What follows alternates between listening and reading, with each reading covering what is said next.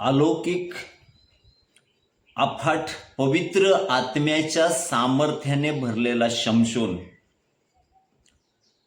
जो जन्मापासून देवाला वाहिलेला होता, जो जन्मापासून देवाचा नाजीर होता आणि ज्याने तरुण सिंहाला करडू फाडावे तसे फाडलं आणि देवाच्या कार्यासाठी अलौकिक रीतीने निवडलेलं पात्र हा शमशोन होता.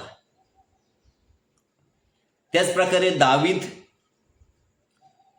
जो देवाच्या मनासारखा त्याला मिळालेला होता आणि देवाचा अभिषेक या दाविदाच्या जीवनामध्ये देखील मोठ्या सामर्थ्याने वाहत होता. त्याने गल्ल्याथाला एकाच टोल्यामध्ये मारलं आणि या दोघांच्याही जीवनामध्ये आम्ही पाहतो परमेश्वराने त्यांना अद्भुत सामर्थ्य दिलं. पवित्र आत्म्याचा अभिषेक त्यांच्या जीवनामध्ये होता आणि एवढे महान त्यांनी कार्य केले की त्या पवित्र शास्त्रामध्ये मोठे सामर्थ्याचे प्रतीक आम्हाला ते दिसतात. परंतु जेव्हा अभिषेकात चालणारे देवाचे अभिषिक्त लोक देवाच्या कार्यासाठी परमेश्वर निवडतो, पाठवतो, त्यावेळेस अनेकदा त्यांच्या जीवनामध्ये सैतान वेगवेगळ्या प्रकारचे पाप, वेगवेगळ्या प्रकारचे प्रलोभन, वेगवेगळ्या प्रकारच्या गोष्टी पाठवतो यासाठी की त्यांचं पावित्र्य नष्ट व्हावं, त्यांचं आत्मिक जीवन ढासळलं जावं. आणि ज्यावेळेस या हल्ल्यामध्ये अनेक जण सापडले जातात, अनेक जण याच्यातून बाहेर पडतात आणि खरोखर आज आम्ही पाहणं गरजेचं आहे. जर आम्ही प्रभूच्या राज्यामध्ये आहोत, जर आम्ही तरुण आहोत, जर आम्ही सेवा कार्य करत आहोत, तर आज आम्हाला वेगवेगळ्या सैतानी ट्रॅपमधून वाचणं गरजेचं आहे. आणि म्हणून त्यामध्ये सर्वात मोठा अभिषिक्ताच्या जीवनावर जो हल्ला होतो तो म्हणजे विशेष करून आम्ही पाहतो त्याचं चारित्र्य डागाळलं जातं, तो व्याभिचाराच्या पापामध्ये पडतो आणि ते त्याच्या सेवा कार्यासाठी, त्याच्या जीवनासाठी एक हानिकारक ठरलं जातं. दावीद असेल, शमशोन असेल, ते पापामध्ये पडले. दाविदाने पश्चाताप केला, शमशोनाचा भयानक विनाश झाला. परंतु पवित्र शास्त्रामध्ये एक असं अद्भुत उदाहरण आम्हाला पाहावयास मिळतं जे योसेफाचं आहे, जो देवाच्या आत्म्याने भरलेला होता, जो स्वप्ने पाहणारा होता, जो दृष्टांत पाहणारा होता. आणि त्याच्याही जीवनामध्ये एकदा असाच आलेला प्रसंग, जी पोटिफरची पत्नी त्याला आपल्या बरोबर झोप असं म्हटली, आपल्याबरोबर नीज असं म्हटली, परंतु तो त्या ठिकाणी पळून गेला, त्याला जेलमध्ये जावं लागलं. परंतु त्याची ती पवित्रदायिता, त्याचं ते देवाच्या भयामध्ये राहणं, त्याचं ते देवाच्या आज्ञामध्ये वागणं त्याला मिस्रचा अधिपती बनवण्यासाठी, संपूर्ण मिस्रचा प्रमुख बनवण्यासाठी लाभदायक ठरलं गेलं. म्हणून ज्या वेळेस आमचं जीवन पवित्रदायितेमध्ये राहतं, जेव्हा त्या पवित्र देवाचं भय निरंतर आमच्या जीवनामध्ये राहतं आणि जगामध्ये असणाऱ्या वासनापासून आम्ही पळ काढतो आणि देवाला प्रथम स्थान देतो ना, त्यावेळेस देव अलौकिक रीतीने आमचं जीवन आशीर्वादित करतो.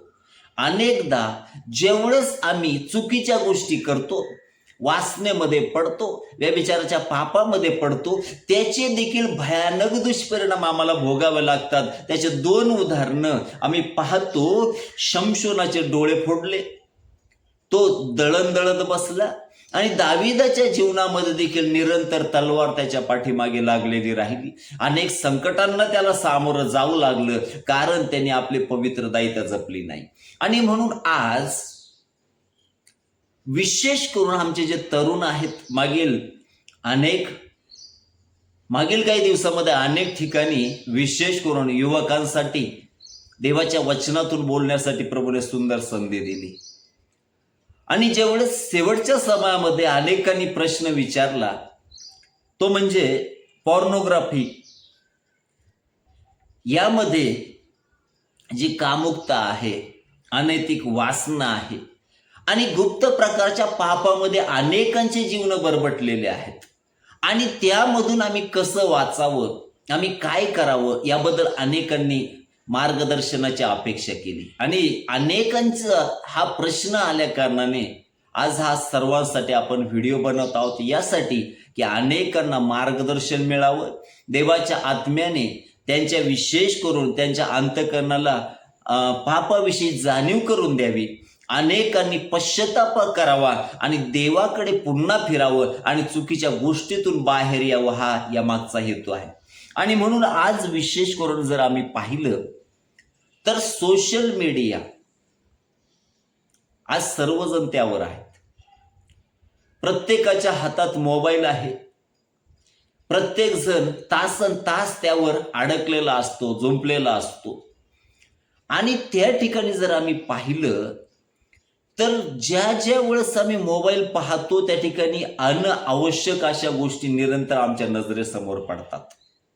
आणि म्हणून अनेकदा आमचं जीवन त्यामुळे डागाळलं जातं, आमचं जीवन पतनाकडे जातं. आणि म्हणून विशेष करून आजचे तरुण वर्ग जास्त करून पॉर्नोग्राफी, अश्लीलता पाहणं याच्या पापामध्ये पडले जात आहे.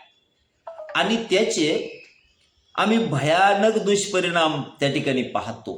मग जर आम्ही पाहिलं तर बायबलमध्ये याविषयी पुष्कळ शिक्षण आम्हाला दिलेलं पाहावयास मिळतं.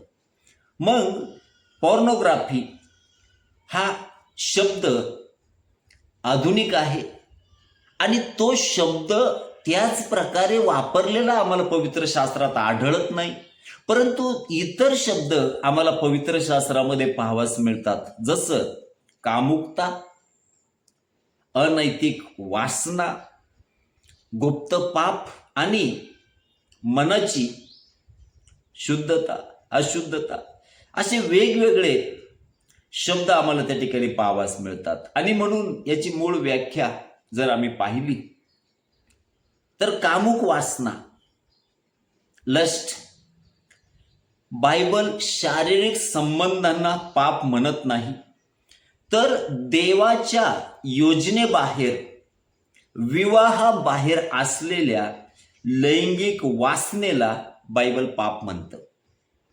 आणि म्हणून मनाचे पाप, पोर्नोग्राफी ही केवळ डोळ्यांची नाही तर मनाची आणि हृदयाची समस्या आहे. आणि म्हणून आज आम्ही यावर काही महत्त्वाचे मुद्दे पाहणार आहोत, जेणेकरून आम्हाला चांगलं जीवन कसं जगावं, पवित्र जीवन कसं जगावं, देवाच्या भयात कसं जीवन राखावं आणि चुकीच्या गोष्टीपासून स्वतःचं जीवन कसं जपावं याविषयी नक्कीच परमेश्वर मार्गदर्शन केल्या वाचून राहणार नाही. आणि म्हणून आज याबद्दल आम्ही 10 महत्त्वाचे मुद्दे पाहणार आहोत, जे आम्हाला आत्मिक रीतीने एक चांगलं जीवन जगण्यासाठी कृपा पुरवतील. आणि म्हणून याबद्दल पुष्कळ गोष्टी ज्या आम्हाला मार्गदर्शक ठरणार आहे. आणि म्हणून पहिली गोष्ट आहे देवाची मूळ योजनेची विकृती. म्हणजे देवाची योजना विरुद्ध वासना.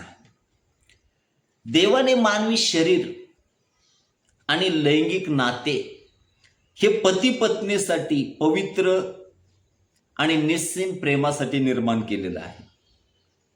उत्पत्ती अध्याय 2 आणि 24 वचन आम्हाला सांगतं. परंतु पॉर्नोग्राफी या पवित्र नात्याला लग्नाच्या चौकटीतून काढून केवळ एका वास्तूच्या रूपात बाजारात विकते, ज्यामुळे देवाच्या शरीराचा, देवाने बनवलेल्या शरीराचा चुकीचा अर्थ काढला जातो आणि देवाच्या मूळ योजनेचा अपमान होतो. म्हणून पॉर्नोग्राफी हे देवाच्या योजनेच्या विरोधात आहे. आणि म्हणून दुसरी गोष्ट जर आम्ही पाहिली तर मनात केलेला व्यभिचार. पॉर्नोग्राफी काय आहे तर मनामध्ये केलेला व्यभिचार आहे. प्रभू येशू ख्रिस्ताने अत्यंत सुंदर आणि आम्ही पवित्र दायित्वाचं जीवन जगावं म्हणून महत्वाचं शिक्षण दिलेलं आम्हाला पवित्र शास्त्रामध्ये आढळतं. आणि म्हणून केवळ प्रभू येशू ख्रिस्ताने जे स्पष्ट सांगितले की केवळ शारीरिक कृती म्हणजे पाप नाही, तर मनात येणारे चुकीचे विचार देखील पाप आहेत. आणि म्हणून पवित्र शास्त्रामध्ये मत्ती शुभवर्तमान अध्याय 5 आणि त्याचं 28 वचन जर आम्ही पाहिलं तर त्या ठिकाणी म्हटलंय, जो कोणी एखाद्या स्त्रीकडे कामुकतेने पाहतो त्याने आपल्या मनात तिच्याशी व्यभिचार केला आहे. पवित्र शास्त्र आम्हाला स्पष्टपणे या वचनामध्ये सांगतं की जो कोणी एखाद्या स्त्रीकडे कामुकतेने पाहतो तर त्याने आपल्या मनात तिच्याशी व्यभिचार केला आहे. पवित्र शास्त्रामध्ये प्रभू येशूने अत्यंत महत्वपूर्ण शिक्षण या ठिकाणी दिलेलं आहे, यासाठी की आम्ही आमचं जीवन पवित्र दायित्वामध्ये ठेवावं आणि त्या घडणाऱ्या पापापासून वेगळं राहावं. आणि म्हणून पवित्र शास्त्रामध्ये आम्ही पाहतो जसं त्या स्त्रीकडे अयोग्य दृष्टिकोनातून पाहणं आहे, तसंच आम्ही पाहतो पॉर्नोग्राफी म्हणजे स्क्रीनच्या माध्यमातून दररोज मनामध्ये व्यभिचार करणं आहे.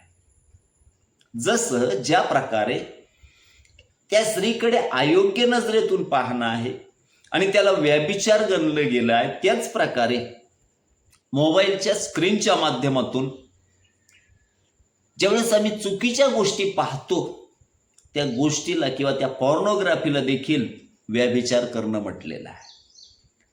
आणि म्हणून आम्ही पाहतो त्याला व्यभिचार म्हटलं गेलेलं आहे. प्रियांनो, तिसरी गोष्ट जर आम्ही पाहिली, चुकीच्या नजरेचा भयानक शेवट होतो.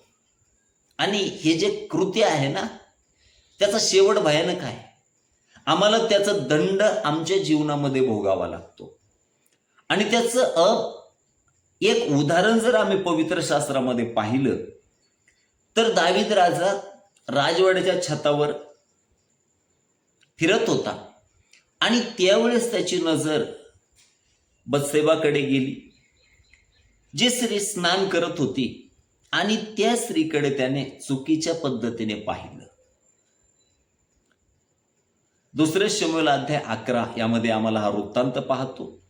आणि त्या एका चुकीच्या नजरेने त्याच्या अंतःकरणामध्ये, त्याच्या मनामध्ये वासनेचं बीज पेरलं, ज्याचे रूपांतर पुढे व्यभिचारामध्ये झालं.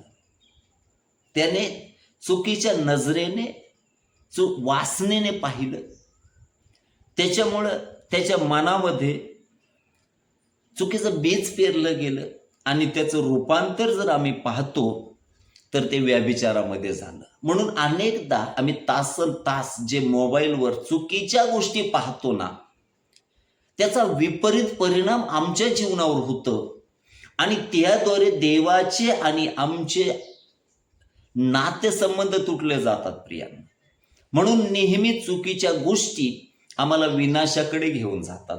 म्हणून दाविदाने ज्यावेळेस त्या गोष्टी केल्या तर पवित्र शास्त्रामध्ये आम्हाला पाहावयास मिळतं ती गोष्ट तिथंच थांबली नाही. दावीद याच्याही पुढे गेला आणि त्या बत्सेबेचा नवरा जो उरिया हित्ती होता त्याचा खून या दाविदाने केला, जो देवाचा अभिषिक्त म्हटला गेलेला आहे. अनेकदा आम्ही मंडळीमध्ये असू, अनेकदा आम्ही सेवक या नात्याने असू, किंवा आम्ही वर्शिप लीडर असू, वर्शिप करणारे असू, आम्ही जरी अभिषिक्त असलो परंतु सैतान आमच्या जीवनामध्ये या प्रकारचं पाप नक्कीच टाकण्याचा प्रयत्न करतो. आणि ज्यावेळेस आम्ही ती पवित्र दायित्व राखत नाही त्यावेळेस आम्हाला विनाशाकडे आमचं जीवन जातं. त्याचा भयानक दंड आम्हाला भोगावा लागतो. त्याचे भयानक दुष्परिणाम इथं दिसू लागतात. एक दाविदाची नजर जी त्या बत्सेबेवर पडली, ज्या करवी त्याने त्याच्या अंतःकरणामध्ये वासना निर्माण झाली, त्याने व्यभिचार केला, त्यावरच तो थांबला नाही. त्याने तिच्या नवऱ्याला मारून टाकलं आणि त्यानंतर त्याच्या कुटुंबाच्या मागं भयानक त्रासाला त्याला सामोरं जावं लागलं. म्हणून अनेकदा आम्ही ज्या छोट्या छोट्या गोष्टी करतो त्याचं गांभीर्य आम्हाला माहिती नसतं, परंतु ज्यावेळेस आम्ही त्या चुकीच्या गोष्टीपासून अलिप्त होत नाही, त्या चुकीच्याच पापामध्ये राहतो ना, आमचा विनाश त्या ठिकाणी ठरलेला आहे. आणि म्हणून दाविदासारख्या व्यक्तीचं जर हे हाल होतात, तर आमचं आत्मिक जीवन काय आहे, ज्याने त्याने परीक्षण करणं गरजेचं आहे. आणि विशेष करून या दिवसामध्ये तरुणांनी आपलं जीवन पवित्रदायितेमध्ये राखणं गरजेचं आहे. जर तसं जीवन राखाल, आमचं जीवन आशीर्वादाचं कारण असणार आहे. चौथी गोष्ट जर आम्ही पवित्र शास्त्रामध्ये पाहिली, तर तिथे एक सुंदर अजून एक उदाहरण आम्हाला पाहावयास मिळतं. त्या ठिकाणी म्हटलंय, मोहाचा सामना करण्याचा सर्वोत्तम मार्ग म्हणजे त्यापासून दूर पळणे. आता सोशल मीडियावर केवळ अश्लीलता आहे का? सोशल मीडियावर नेहमी पोर्नोग्राफी हेच आहे का? तर असंख्य चांगल्या गोष्टी देखील आहेत. असंख्य देवाचे गीतं आहेत. अनेक सेवक वचनातून मार्गदर्शन करणारे आहेत. आम्हाला त्या ठिकाणी देवाचं वचन शिकायला मिळालं जातं. अशा अनेक गोष्टी आहे. म्हणून आम्ही चुकीच्या का निवडायच्या? मग पवित्र शास्त्रामध्ये जर आम्ही पाहिलं, तर चौथी गोष्ट त्या ठिकाणी म्हटली, मोहाचा सामना करण्याचा सर्वोत्तम उपाय काय आहे, तर दूर पळणं. उदाहरण कोणाचं? यौसेपाचं. पवित्र शास्त्रामध्ये जेव्हा पोटिफरच्या पत्नीने यौसेपाला लैंगिक पापात पाडण्याचा प्रयत्न केला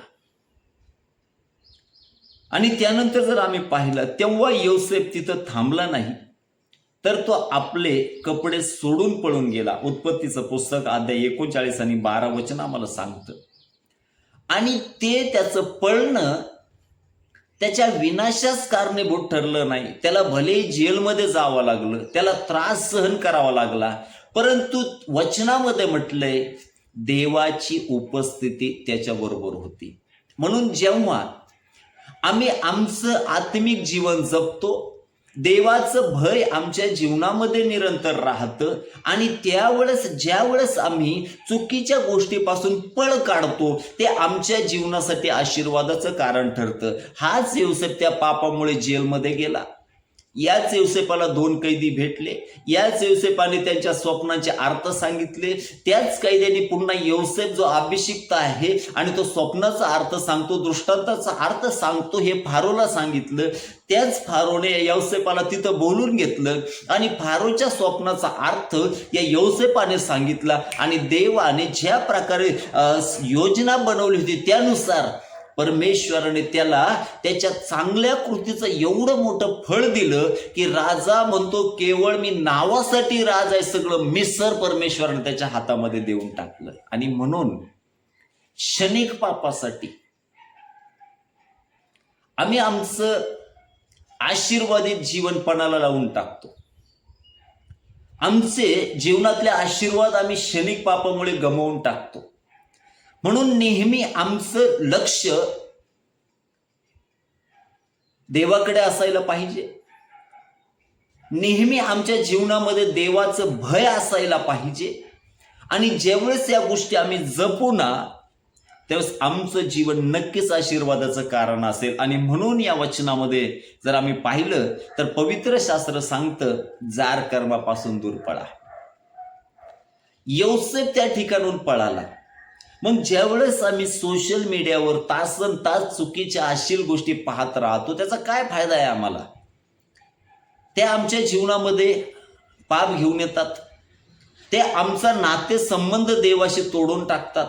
आणि ज्यावेळेस त्याच्यामुळे आम्ही पापामध्ये पडलं जातो आणि त्याच्यामुळे देवाचा न्याय दंड आमच्या जीवनावर येतो आणि आमचं आशीर्वादित असणारं लाईफ बर्बाद होऊन जातं. म्हणून नेहमी चुकीच्या गोष्टीपासून दूर राहणं गरजेचं आहे. या दिवसामध्ये कदाचित आत्तापर्यंत आपण पोर्नोग्राफी निरंतर पाहत असाल, अश्लील गोष्टी निरंतर पाहत असाल, परंतु आज देवाचा आत्मा तुम्हाला सांगत आहे, या चुकीच्या गोष्टीपासून वेगळं व्हा. चुकीच्या गोष्टी पाहणं पाहणं बंद करा. आणि जर असं कराल तर मी तुम्हाला सांगेल तुमचं जीवन यौसेपानुसार आशीर्वादित असल्या वाचून राहणार नाही. परंतु जर तुम्ही आपल्या जीवनामध्ये चुकीच्या गोष्टीला थारा दिला, एक छोटंसं पाप विनाशाकडे घेऊन जातं. त्याचं उत्तम उदाहरण आम्ही पाहतो पवित्र शास्त्रामध्ये. एक अभिषिक्ताचा विनाश झाला त्या चुकीच्या अपेक्षेमुळं. म्हणून आम्ही आमचं जीवन जपणं गरजेचं आहे. आणि म्हणून पोर्नोग्राफी समोर आल्यावर इंटरनेट किंवा मोबाईल स्क्रीन बंद करून तेथून पळ काढणं एवढाच एक मार्ग त्या ठिकाणी आहे. आणि तो आम्ही अवलंबणं गरजेचं आहे. मग पाचवा मुद्दा जर आम्ही पाहिला तर पवित्र आत्म्याच्या मंदिराची अशुद्धता त्यामुळे होते. आणि म्हणून पवित्र शास्त्र आम्हाला सांगतं आमचं शरीर हे देवाचं मंदिर आहे आणि ते पवित्र राखणं हे आमचं काम आहे. आणि म्हणून जर आम्ही पाहिलं तर पोर्नोग्राफी पाहिल्याने माणूस स्वतःच्या शरीराविरुद्ध आणि आपल्या आतमध्ये आपल्यात राहणारे पवित्र आत्म्याविरुद्ध पाप करतो. लक्षात घ्या, ज्यावेळेस आम्ही चुकीच्या गोष्टी पाहतो, ज्यावेळेस आम्ही अश्लील गोष्टी पाहतो, ज्यावेळेस आम्ही पोर्नोग्राफी पाहतो, त्यावेळेस आम्ही पाहतो की तो मनुष्य स्वतःच्या शरीराविरुद्ध पाप करतो आणि तो आपल्यामध्ये राहणाऱ्या पवित्र आत्म्याविरुद्ध देखील पाप करतो. त्याचा किती भयानक दंड आमच्यावर येईल. आणि म्हणून आम्ही त्यापासून दूर राहणं गरजेचं आहे प्रियांनो. सहावी गोष्ट, त्याकरवी काय होतं पोर्नोग्राफी करवी, तर मानसिक गुलामगिरी आणि स्वातंत्र्याचा नाश म्हणजे पापाचं दास्यत्व त्याद्वारे येतं.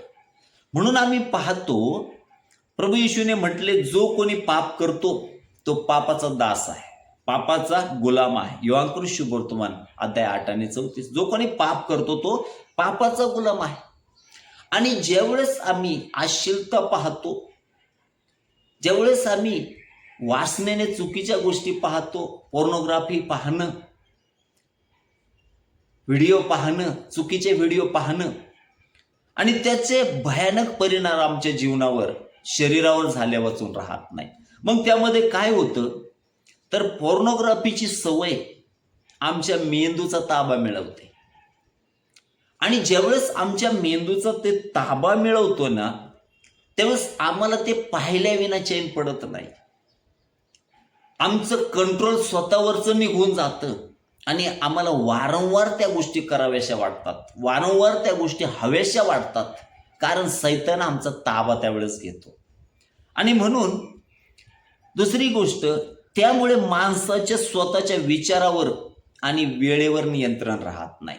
मग विचारावर नियंत्रण राहतं का? राहत नाही. वेळेवर नियंत्रण राहतं का? नाही राहत. तो दिवसभर ते पाहत राहतो, तो रात्री तेच पाहत राहतो. बाथरूममध्ये गेला ते पाहणार, टॉयलेटमध्ये गेला तो पाहणार, आपल्या बिछाण्यामध्ये गेला तरी त्या ठिकाणी अंगावर घेऊन पाहणार, परंतु तो पाहणार. म्हणून या ठिकाणी म्हटलंय पोर्नोग्राफीचा परिणाम, अश्लीलता पाहण्याचा परिणाम हा होतो की तो मेंदूचा ताबा घेतो. त्या गोष्टी माणसाच्या विचारांचा ताबा घेतात, त्या गोष्टी वेळेवर त्याचं नियंत्रण राहत नाही. आणि म्हणून आम्ही पाहतो या अशुद्ध सवयीचा तो गुलाम बनून जातो. म्हणून हे अतिशय भयानक आहे. याकरवी दृष्ट आत्मे आपल्या जीवनात कार्यरत होतात आणि म्हणून आम्ही चुकीच्या गोष्टीपासून अत्यंत अलिप्त राहणं गरजेचं आहे प्रियांनो. म्हणून सातवी गोष्ट, खऱ्या प्रेमाचा नाश आणि नात्यांमध्ये दुरावा. याचा अजून परिणाम काय होतो? आमच्या कौटुंबिक जीवनावर त्याचा परिणाम होतो. मग काय होतं त्याच्याद्वारे? खऱ्या प्रेमाचा नाश आणि नात्यामध्ये दुरावा त्या ठिकाणी येतो. म्हणून बायबलनुसार खरे प्रेम हे निस्वार्थी आणि आदरयुक्त असते. 1 कोरिंथीयर अध्याय 13 आम्हाला पाहावयास मिळतं. पण पोर्नोग्राफी मानवी मनामध्ये स्वार्थीपणा निर्माण करते. काय निर्माण करते? मानवी मनामध्ये ते स्वार्थीपणा निर्माण करते आणि ती समोरच्या व्यक्तीचं केवळ सुखाचे साधन म्हणून दाखवते. समोरच्या व्यक्तीला काय दाखवतं? उपभोगाची वस्तू, सुखाचं साधन म्हणून दाखवतं. म्हणजे तिथं असणारी प्रीती, निस्वार्थ प्रेम निघून जातं. तर ती एक उपभोगाची गोष्ट आहे, एवढाच भाव त्या ठिकाणी राहतो. आणि त्याच्यामुळं काय होतं? पती आणि पत्नी यांच्यामध्ये विश्वासाचं नाते संपलं जातं आणि विवाह उद्ध्वस्त होतो. असे अगणित उदाहरण आम्हाला पाहावयास मिळतील. आणि म्हणून हे पाप अत्यंत भयानक आहे प्रियांनो. म्हणून याचा परिणाम आमच्या विशेष करून विचारावर होतो. आमच्या मेंदूचा ते ताबा घेतं, आमच्या विचाराचा ते ताबा घेतं, आमच्या देहाचा ते ताबा घेतं. आणि आमच्या कुटुंबामध्ये ज्यावेळेस त्या गोष्टी घडतात ना, आमचं कुटुंब ते उद्ध्वस्त करून टाकतं. आणि म्हणून 8वी गोष्ट जर पाहिली तर त्यामुळे अपराधीपणाची भावना निर्माण होते आणि आत्मिक जीवनामध्ये केवळ अंधार दिसतो. पाप नेहमी माणसाला देवाच्या आणि लोकांच्या नजरेपासून लपायला लावतं. पाप नेहमी माणसाला देवाच्या आणि लोकांच्या नजरेपासून काय करायला लावते? लपायला लावते. आणि म्हणून ज्यावेळेस आदामाच्या हातून पाप घडलं, ते पाप केल्यावर तो बागेत लपला. उत्पत्तीचं पुस्तक अध्याय 3 आणि त्याचं 8वं वचन. आणि म्हणून अश्लील चित्रे पाहिल्यानंतर, अश्लील व्हिडिओ पाहिल्यानंतर, पोर्नोग्राफी पाहिल्यानंतर त्या व्यक्तीच्या मनामध्ये प्रचंड अपराधीपणाची भावना निर्माण होते. आणि त्यामुळे त्याच्या जीवनामध्ये आत्मिक कोरडेपणा येतो, आत्मिक शुष्कता येऊन जाते. आणि म्हणून देवाशी असणारा त्याचा नातेसंबंध तुटला जातो आणि तो प्रार्थनेपासून दूर जातो प्रियांनो. म्हणून आम्ही पाहतो की हे अतिशय भयानक आहे. आणि म्हणून 9वी गोष्ट जर आम्ही पाहिली, वचनाद्वारे मनाचं नूतनीकरण आणि शुद्धीकरण करणं हा यामध्ये विशेष करून या पापातून बाहेर पडण्याचा उपाय आहे. आणि म्हणून या विळख्यातून बाहेर पडण्यासाठी जैगिक विचारांऐवजी देवाच्या वचनाने स्वतःचं मन भरणं अतिशय गरजेचं आहे. म्हणून स्तोत्रसंहिता 119 आणि 9 वचन आम्हाला असं सांगतं, तरुण आपला मार्ग कशाने शुद्ध ठेवील? तर तुझ्या वचनाप्रमाणे सावधगिरी बाळगल्याने. म्हणून आम्ही आमच्या जीवनामध्ये नेहमी देवाच्या वचनाला प्राधान्य देणं गरजेचं आहे. आणि ज्यावेळेस आम्ही त्या वचनाला प्राधान्य देऊ, वचन आमचं विनाशापासून रक्षण केल्या वाचून राहणार नाही. आणि म्हणून रोज बायबल वाचणं आमचं काम आहे, रोज त्या परमेश्वराला धन्यवाद देणं आमचं काम आहे. आणि दररोज आम्ही त्या स्तोत्रकर्त्याप्रमाणे, जसं स्तोत्रकर्ता म्हणतो, माझ्या डोळ्यांसमोर मी कोणतीही नीच गोष्ट कधीही ठेवणार नाही. म्हणून आमचे नेत्र हे चांगलं ते पाहणारा असायला पाहिजे. म्हणून आम्ही पाहतो, जर असा संकल्प आम्ही केला तर नक्कीच आमचं मन, आमचे विचार शुद्ध झाल्या वाचून राहणार नाही. आणि म्हणून 10वी गोष्ट यामध्ये अत्यंत महत्वाची आहे, ती म्हणजे काय? प्रामाणिक कबुली आणि पवित्र आत्म्याचे बळ. म्हणून बायबल आपल्याला खात्री देते की आपण कितीही मोठ्या पापात असलो तरी देवाची क्षमा आमच्यासाठी उपलब्ध असते. जर आपण आपली पापे पदरी घेतली तर तो आपल्या पापांची क्षमा करण्यासाठी विश्वासू आणि न्यायी आहे. 1 योहान अध्याय 1 आणि 9. आणि म्हणून स्वतःच्या ताकदीने एखादी सवय सोडणे कठीण आहे, परंतु ज्यावेळेस आम्ही प्रामाणिकपणे पाप कबूल करतो आणि पवित्र आत्म्याला सहाय्याची याचना करतो, देवाकडे कृपा मागतो, देव आम्हाला कृपा पुरवतो आणि आमचे देवाशी बिघडलेले नातेसंबंध पुनर्स्थापित होतात. म्हणून या दिवसामध्ये प्रियांनो, जे 9-10 गोष्टी या ठिकाणी आपण ऐकल्या, त्या आमच्या आत्मिक जीवनाला कलाटणी देणाऱ्या आहेत.